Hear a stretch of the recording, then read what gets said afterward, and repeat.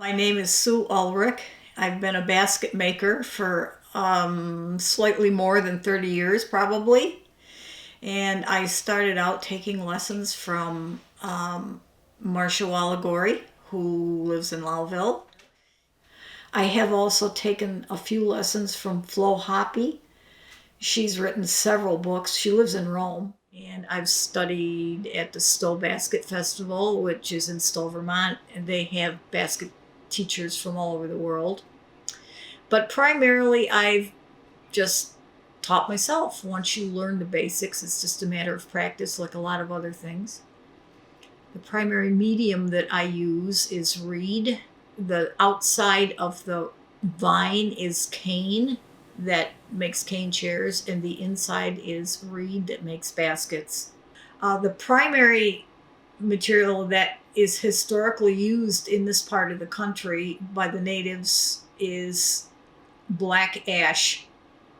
I have done some of that. It's very labor intensive. First, you have to find black ash tree, which is becoming more difficult. Then you have to pound it continually until the growth rings separate. And after you have them separated, then you have to split them into the proper thickness and cut them into the proper width and clean it. Some of the other materials that I like to use around here is willow. And that is also something you have to go out and find the right kind of willow. The weeping willow tree doesn't do it. It's very brittle. It's more the pussy willow kind of willows. But they have to be straight and not have lots of branches on them. So it is difficult to find the right kind. And it's very hard on your hands too. But there's many kinds of material around here that can be used, from dandelion stems to raspberry canes. Of course, you have to take all the prickers off from them. Bittersweet, grapevine, lots of different grasses that can be used. The baskets that I make are strictly utilitarian. They can be used. They're made to be used. They're not fragile. I rarely sign my baskets either, because when you made a basket, it was just a tool. It wasn't anything special, so you didn't bother to sign.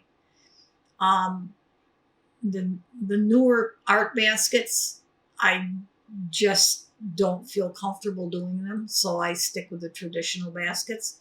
I have been using more color when I go to craft fairs, but my baskets are traditional designs and for use, for real use, not to put on a shelf and look at. They're meant to be used. The pack baskets, the Adirondack pack baskets, are my very favorite, and they take the longest, but I just like them. Every basket maker has their own style. My pack baskets have a big belly. They're very comfortable to carry because they ride actually on the top of your hips instead of in the small of your back. And they're very comfortable. And they've been traditionally used in the Adirondacks for hundreds of years. And those are the ones I love to make. They're old fashioned. They're part of the land.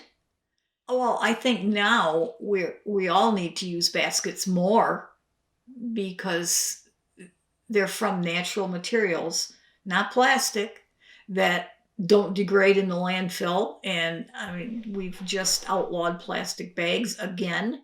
Every time you buy a basket from a local basket maker, you get part of their personality, part of their tradition.